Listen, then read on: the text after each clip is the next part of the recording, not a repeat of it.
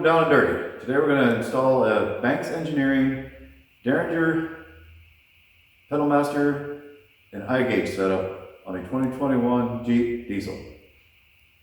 The Derringer adds more power to it. The Pedal Master controls your pedal, gives you more responsive pedal. And the iGauge add-on, which is very nice, is you can on fly change your pedal settings, your Derringer power settings, and also monitor a lot of very critical and important information, and also check diagnostics codes if needed and what have you. All right, make sure to like, subscribe, and share. Let's get started. Okay, we've got the hood open, flip back. First thing you want to do is remove your negative battery cable. 10mm socket or wrench or whatever you have, but it is 10mm. Just loosen it up, clamps, remove it. And I'm going to it's a good idea to lay a towel or something, anything in here to make sure that doesn't make contact again. Towel, rag, or anything, because as you're moving around doing things, you may bump this and it will come back over and make contact with that post. They don't give you a whole lot of movement here. The other thing you can do is zip tie or use something to pull it back and hold it back, but I normally just cover it up. It'll be fine. Okay, next step is we need to remove this cover. Again, it's 10mm. 2 bolts here. So these bolts go into a standoff underneath of it, and it has a hex on it. It's 14mm hex. Keep spinning so this bolt doesn't want to come out. Put a 14mm wrench on that and hold it.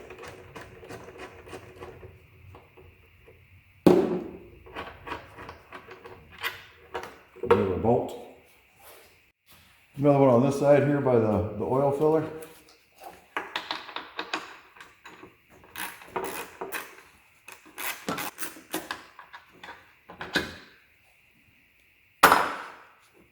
Remove that bolt. Once you remove both the bolts, you can lift up on it, and you need to pull it towards the front of the vehicle, towards the bumper. It has 2 posts on the back that push into rubber grommets. So you just pull it towards you, wiggle it. These 2 posts here is why you want to pull it towards the front of the vehicle. If you try pulling it straight up, you may end up breaking something. Okay, the next thing we need to do is get this wiring harness here out of the way. This whole harness here. It's going to remove this 10mm nut, this 10mm nut, and this 10mm nut. Move all 3 of those nuts so we can take and push this wiring harness back out of our way. So we have a fuel rail pressure sensor underneath there that we need to get to.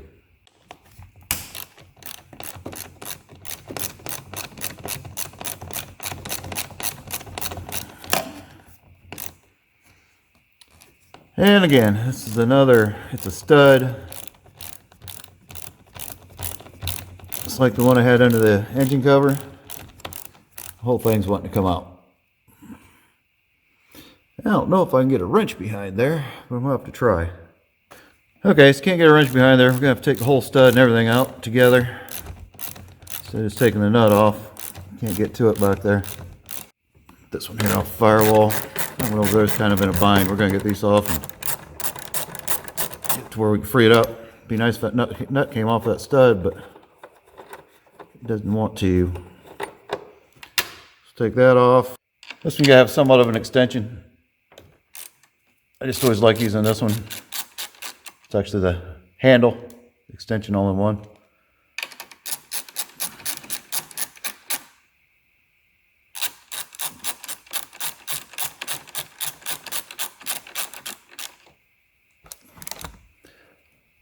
Move this nut, set it up there. I'll set the camera down so I can get the rest of the way out, but you can see what's going on here. The stud is unthreading back here. Not what we wanted it to do. Looks like I might be able to get a wrench in there now on this. The hex for the stud and then the nut, we wanted just the nut to come off. Okay, so I never could get a wrench behind there, and it's to the point that I can't get it to move, I can't get it to do anything because the stud will not come all the way out because the wiring's tight. So finally got a pair of needle nose on here. to hold on to it so I get this nut broke loose. But this is an absolute horrible design. Now, who come up with this one? But design something like that where you have a stud and you can't even get the wrench on the stud to get it broke loose, regardless, even when you back it out as far as you can. So be forewarned, if your stud backs out, you have to get a hold of that somehow so you can get the stud now threaded back in and out of our way. All right, so I finally got the stud threaded back in. So I get this wire harness off of it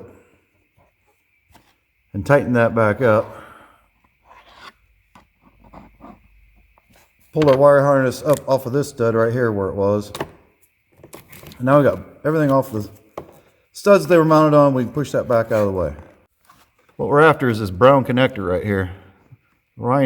That wiring harness ran right across the top of it, and that's why we removed it, or moved it out of the way. Didn't remove it, but moved it out of the way so we can get in there and get to this connector. It's the fuel rail pressure sensor. Okay, the next step I'm taking here is I'm going to remove this connector off of this sensor here on the turbo outlet tube, just to get better access to the fuel rail sensor down there. First thing you do is push that red tab back like I just did. It's a locking tab, and then push down and remove the connector. You may or may not have to do this. I'm just looking at it. It's going to give me more room. Okay, so we have to get that red tab, locking tab down there on this connector with the brown elbow on it. So I'm going to reach down there with my screwdriver and pop that red locking mechanism back so we then can push in on the tab and unplug that connector. Point an arrow to it here on the video. And now you should be able to see I have that red locking tab popped out, and I'm going to have to reach under there, push on the actual release tab and pop that out. What I did, I reached around this hose with my finger down underneath, push on the tab to release this connector. I just happen to have my needle nose still laying here, so I use these. You can use a screwdriver. But I pried right in here. This is the connector. So I reached around, pushed on it with my other finger to release the locking tab. I pushed on it with the needle nose to unplug it. Best way I could see to do it. I couldn't do it with the camera in there, so that's how I did it. You reach around with one hand and push up on the release lever. That's why I reached around the hose with one hand and I pushed down on this releasing tab. At the same time, got in behind here and pushed it off with my needle nose or screwdriver, whatever you have, and it just popped right off. We also have to get our plug here on our map sensor out. So we need to, again, got to release these red locking clips. So you can push down on the tab and pull your connector out. Push down that tab right in between, in the middle of your red locking mechanism, and just pull back on the connector and it unplugs. Now the next thing is to get these sensors that we unplugged plugged into the Banks wiring harness. We have this one is a three tab connector, 3-prong connector. So you look for that one on the Banks harness here and plug it in.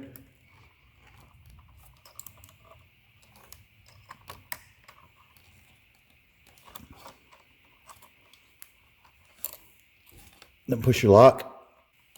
Okay, I really struggled to get this red tab up through here for the what they call the lock. Slide it back. Once putting the Banks connector in there, it keeps flipping the lever. So I don't know if it's something with the Banks connector. I put it back on the factory position. It goes right in and locks. I've got this pushed in as hard as I can. So just to let you know, you may struggle with this. So I used a screwdriver to reach in here and get a hold of that red tab, the locking tab, and lift up on it. And slide the thing forward at the same time. It's not easy. But there, I got that to come up over where it's supposed to be, so now it's locked. So it can't pull out, because before I did that, you could keep pulling it out. And I struggled and struggled and struggled with it, and I finally just used a screwdriver And like I said, you gotta, if you don't pry this up over this little black piece underneath of it, and all this is very fragile, so be careful, you'll break something real easily. It won't pop up over that, or it didn't want to. So now we'll try the map connector, see how it goes. Okay, so we need the female 4-pin. Of course, the angled tab always goes up towards the locking mechanism. Let's plug this one in.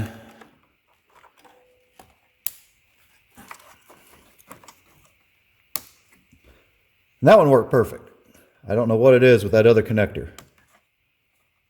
I pushed it as hard as I could. I took it in and out multiple times, and it's like it doesn't go all the way in far enough to where this just wants to work naturally, to where this, the black release lever, it's like it doesn't want to go all the way down. I don't know. But anyway, you can get it locked into place so it doesn't come off, and make sure that's locked into place or it will come off, because it's real easy to pull apart if you don't get that locked down. You have that unplugging on you while you're driving. Okay, now we got to get the Banks connector plugged back into the map sensor itself. Actually, we're going to do that one last. We're going to do this other one first, so we can get our hand down in there. This one's really hard to see and get to for this fuel rail.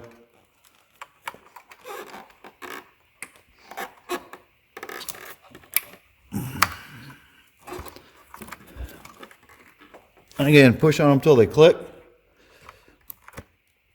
And make sure you can't pull it back off. So right here is the Banks connector from the wiring harness that's going back on the fuel pressure rail sensor. And locking tab is on the back side where you really can't see it, but just push it on, make sure you hear it click. And then wiggle it, make sure you can't pull it off, and then push it back in again, make sure it's fully seated. Okay, there we are with the Banks connector into the back into the map sensor. So now we have everything is plugged in the way it's meant to be. Original wires into the Banks harness, and the Banks harness plug it into where the original connectors went into the sensors. Still have to replace this temperature one. Remember, I removed this temperature connector there, and we gotta get that one plugged back in yet. Plug this connector back in, the one I removed just to get it out of the way so we get down in there. So everything's plugged back in now. Got that red lock locked on that connector. I got my wires tucked in. Put this original harness back in place with the 3 nuts, including the one over there that was a pain to get out. And I put a couple zip ties on the wires just to keep things from flopping around, moving around. And I don't know, you may notice, I actually ended up completely removing that harness again. And I taped up all the wires. I really don't like how Banks did that. They have no protective coating or any protective sleeving or anything on the wires going right from the connectors themselves up to the point where they do have this protective sleeving where you route it through the engine bay. See where I routed it up across the motor there. But there's an inch or two from each one of their connectors going into the factory engine sensors. There's no protection at all, and there was a couple chances I could see where it could rub on a bracket or other things in there, just from engine vibration, what have you. So I ended up taking it all back out, wrapping it all good with tape, several layers, around and around and around, and then I plugged it all back in. I put it back in, just for peace of mind. Okay, we got our wires ran all in a good safe location, away from excessive heat or anything. Just be careful of that. See it running all the way up around here. And I tucked it in behind this panel underneath my other wires I already have in here. And then right there is our Derringer unit. You know, I got an engine harnesses done, Derringer is mounted, plugged in, and cable ran through the firewall. Now we have this pedal monster and these connectors. So we have to get the connector off of the gas pedal, plug this into it, and plug the connector from the gas pedal into this other connector. Same thing we did on all the engine sensors. Here's our gas pedal. Here's the connector we need to remove. And again, it's going to be a little hard for me to do with the camera up in here. Kind of a tight fit. So we'll get this connector off and we'll plug in the pedal monster. Okay, so here we are. Second view of this connector. You can see that red part. I just took a screwdriver, put it in between the red portion and the black portion, and it started coming right out. So what you do is you pull out on the red portion and pull up on the connector itself simultaneously, and it pops right up and lifts off. And there it is, removed. So here we are, we've got the factory connector that I took out of the gas pedal there. Plugged into the pedal monster. And then the one with the red connector that slid out from the pedal monster will go into the gas pedal next. So there we are, we've got the pedal monster plugged into the gas pedal now. You can see the other connector up there above it. Plugged into the original wiring harness. I'm going to remove this panel right here underneath the steering column.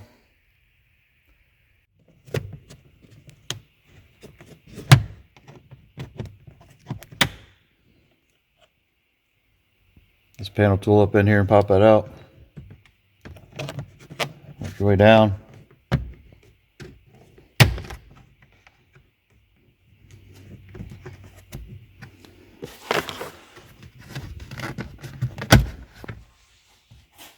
One side off, you just go around and work on the other side. Pop that off, get that out of the way. Alright, so remove the panel. You can see up inside the dash. Steering up in there, everything. So we're going to get all this tucked up inside of here is where it's going to go. Up and out of the way. We'll get everything all zip tied and plugged in. So the next thing we need to do is remove the side panel here from the side of the dash, because we've got to run our wires up through here also. So I'd use two hands. Pushed on it right here, creates a gap right here. For you to pop this off, work your way up.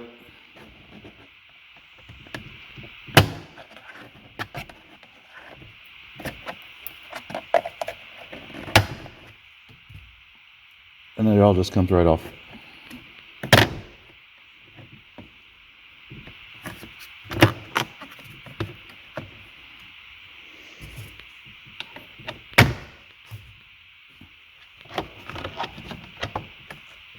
We're going to run our wires from under the dash up to the windshield, wherever you want to put your gauge.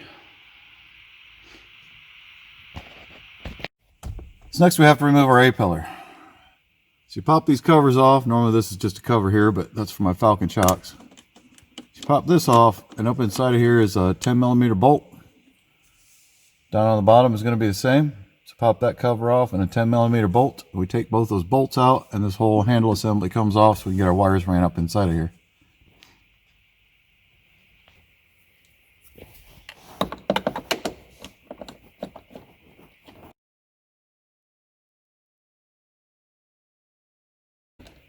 These are really long bolts.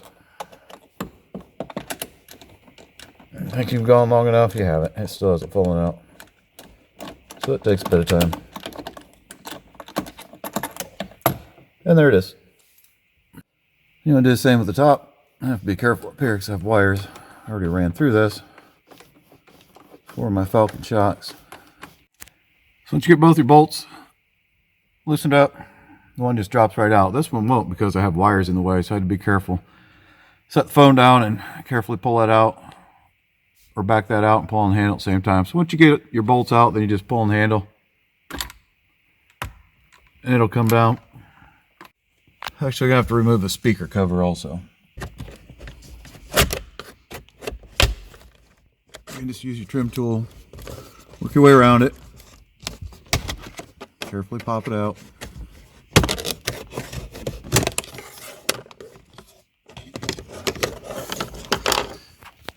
And I forgot this A-pillar has where it goes back behind that speaker cover. So I'm just going to lay it back out of the way because I have wires running up through this, which you would not have unless you have something else added in there like I did. So I'm just going to lay it back out of the way so I can get my wires ran up in behind it. So otherwise it would come all the way out. You know, I'm going to get some cables ran. got this is a 6-pin connector. It goes up to the gauge. This one's a 4-pin connector, goes up to the iGauge. This is the OBDII port. This other one goes down to the pedal monster. So I have to get them fed up the side of the dash here, this A-pillar. I finally got it mounted, my suction cup mount where I'm going to put my gauge. It was an absolute nightmare. So we'll pull off this kick panel here. Same one you normally pull off. Take your doors off. That's your connector down there that you pop apart to remove your doors. I've got these wires ran up in behind here up to the windshield there where we're going to put the gauge. Alright, so I've got my cables ran up behind the connector for our door. Up to this where we took the panel off, the dash.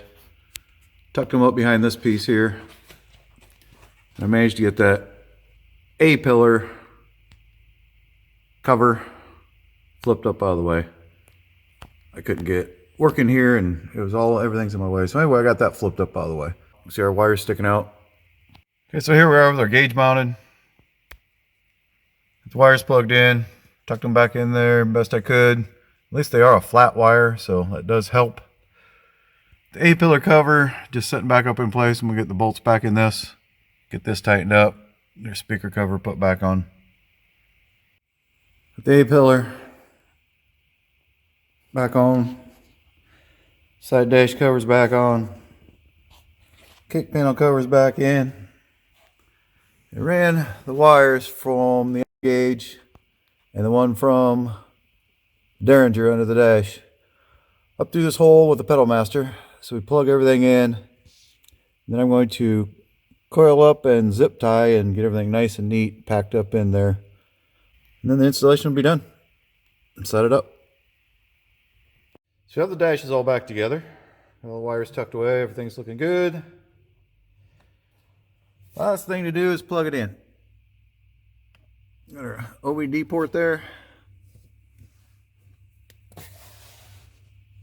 Our connector here for the banks.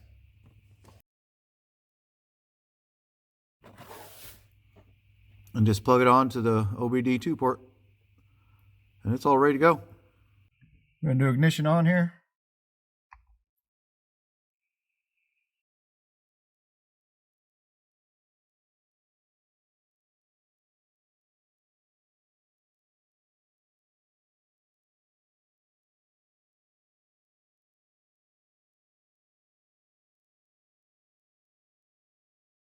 So I've already set this thing up. So normally when you first install first power up, it's going to tell you the accelerator pedal is not calibrated. So you just need to go to the calibration screen and follow the instructions. Basically just push down on the gas pedal, let up on the gas pedal, and that calibrates it for the pedal monster.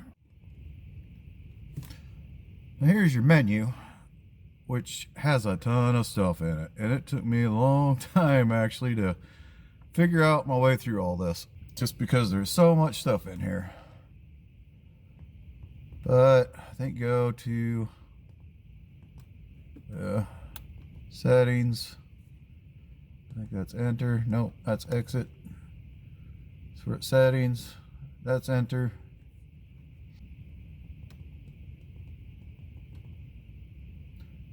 Go to other settings, enter,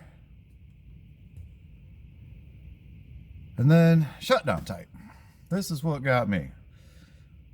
I took off, started driving this thing, and actually drove it around, had no issues. But I live out in the country, so I just took it, kind of drove it around, played around with the pedal monster settings, the power settings, everything else. And then I went into town. So the first stoplight I stop at, of course this thing has the auto start stop still enabled, so it did its thing. And after taking off from stoplight, I noticed I had an error.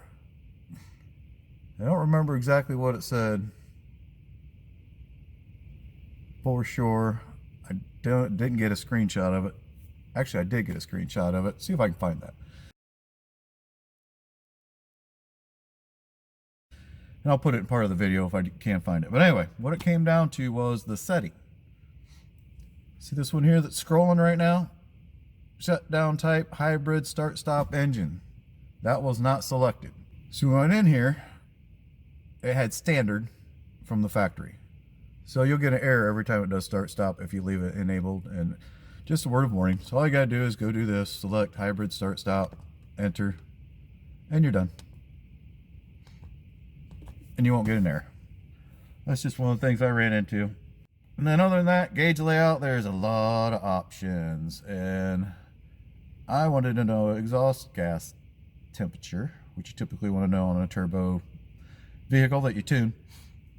And I couldn't figure out for sure. There were so many temperatures in here. So I actually called Banks, and the guy he had to look into it to tell me exactly. But it came up with a TBN-OT. That's your actual exhaust gas temperature for your turbo, the critical one that everybody wants to know where it's running at.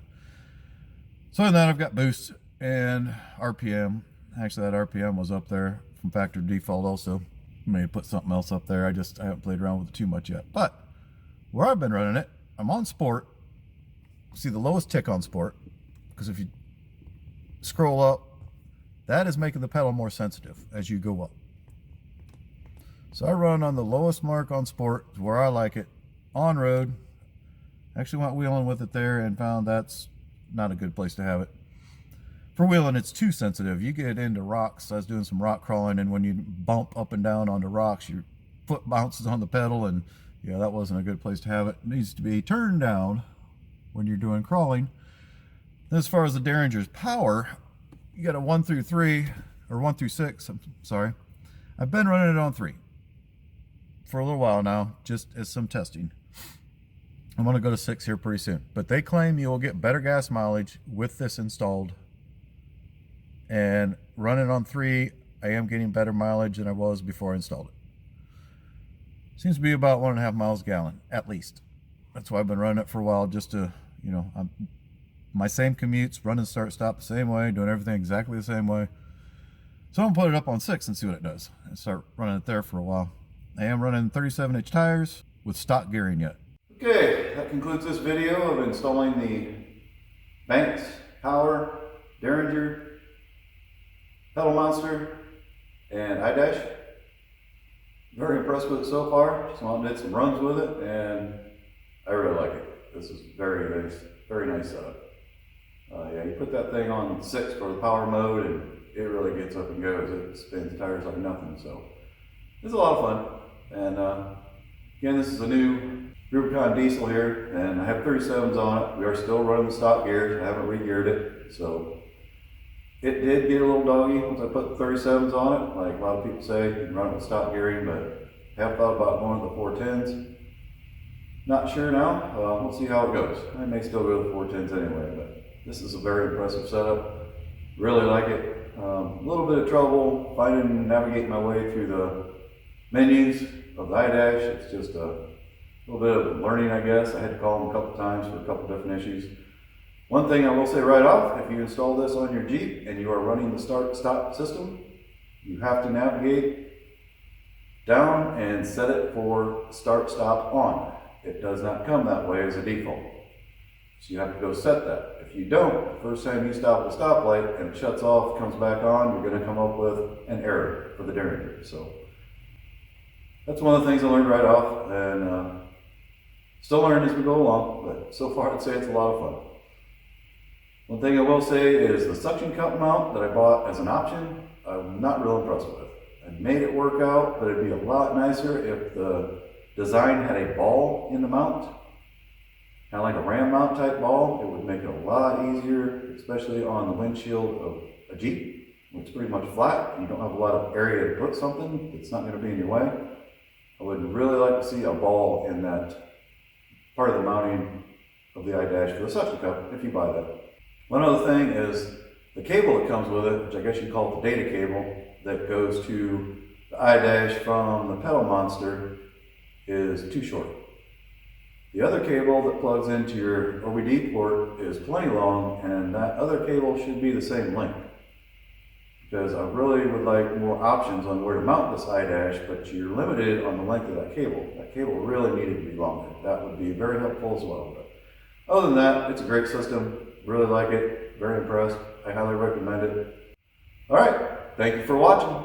Like, subscribe, share, comment below. Let me know if you have any questions or thoughts yourself. All right, thank you for watching. Take care. Appreciate y'all. Thank you.